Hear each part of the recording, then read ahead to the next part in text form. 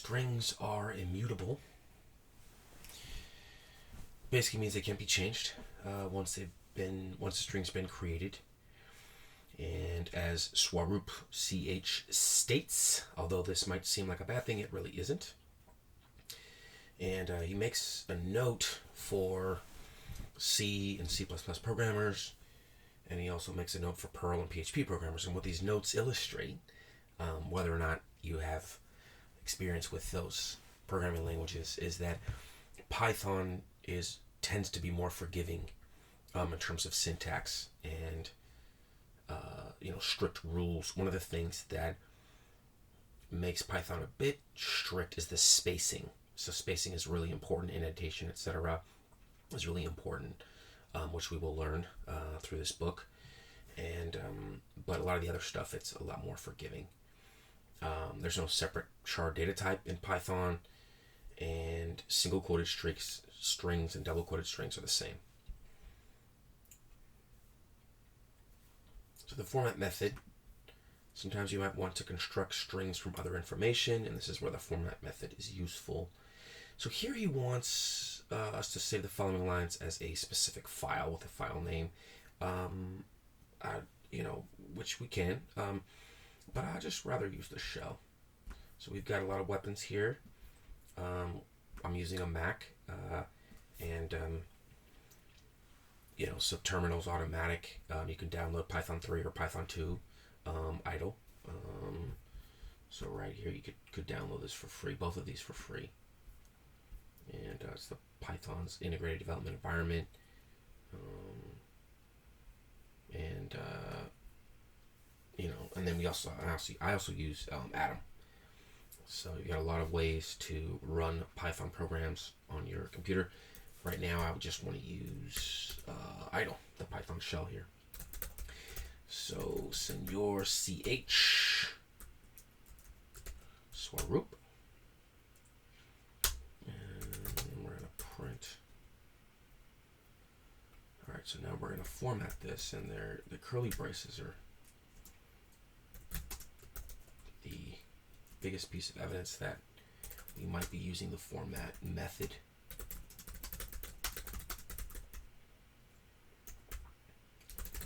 So, and then name, comma, age. And then you got two open parentheses, you got two closed ones. And note that you don't have a closed parentheses after the string, because print is a function.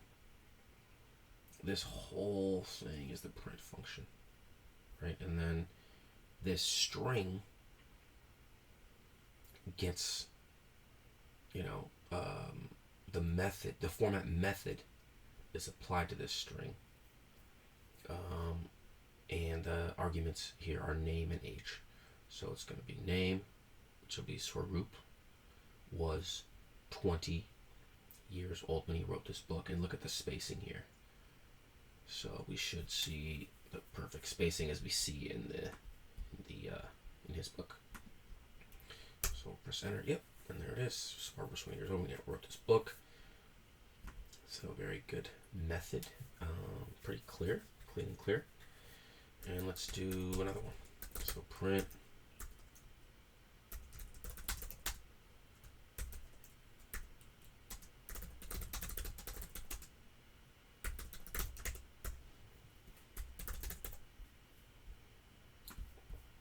So, alright, y is, so 0 meaning name, y is Swaroop playing with that Python. Alright.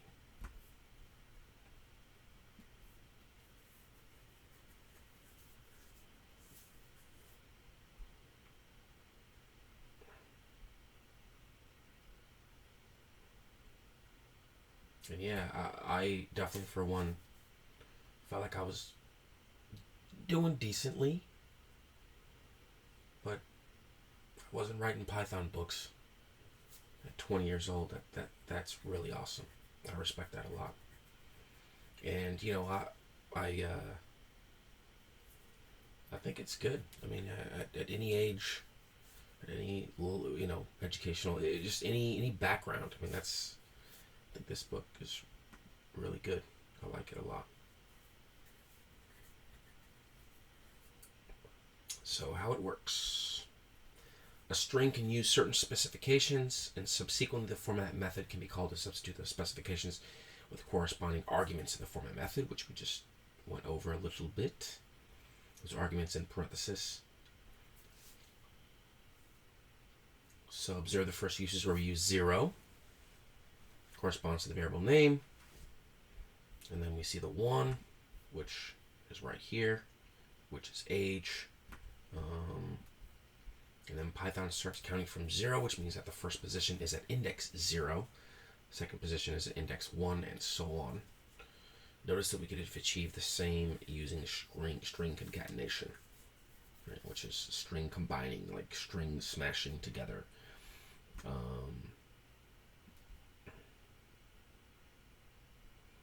So we could do name is,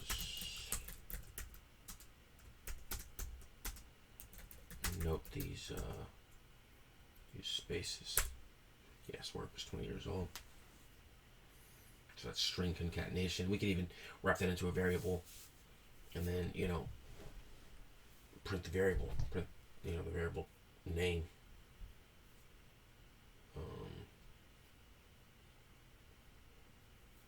Because the variable could be, well, not the string rather. It's not going to print the variable name.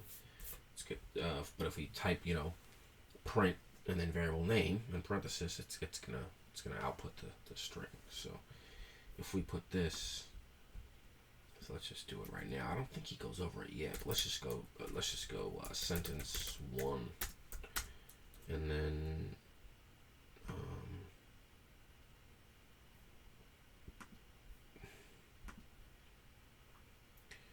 we'll name. So let's do string name. Yeah. This is it. And then sentence 1. That prints out Swaroop is 20 years old. That is the string. Okay, so, but it's much uglier and error prone. So that's why the form method is a lot of times better. And we can change the message without having to deal with the variables used and vice versa. So, and then the numbers are optional. So let's go over that as well. We already have the name and the age saved. So let's just print here until we change it.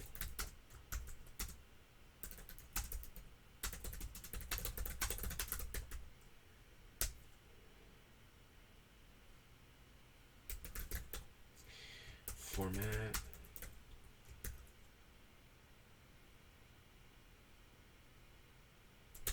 Name and age. Okay. So it's optional, obviously, those numbers inside here. Probably helps with readability, but I could see the argument to not include it. That's probably why there are options. So here,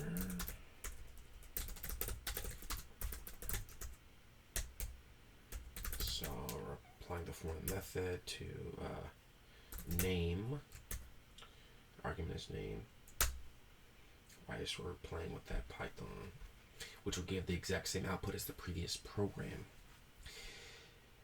So it's pretty helpful, I believe. We're going to learn more about variables, etc. In future lessons as we go through this book. And hopefully it's pretty clear. Some $1 million questions that we will answer in future videos, as well as, if we're going to use the index, which a lot of you may know starts with 0, and that's with any programming language that I know of. So if you have a string of bead, BEAD, then the character B is at index 0, the character E is at index 1, the character A is at index 2, and the character D is at index 3.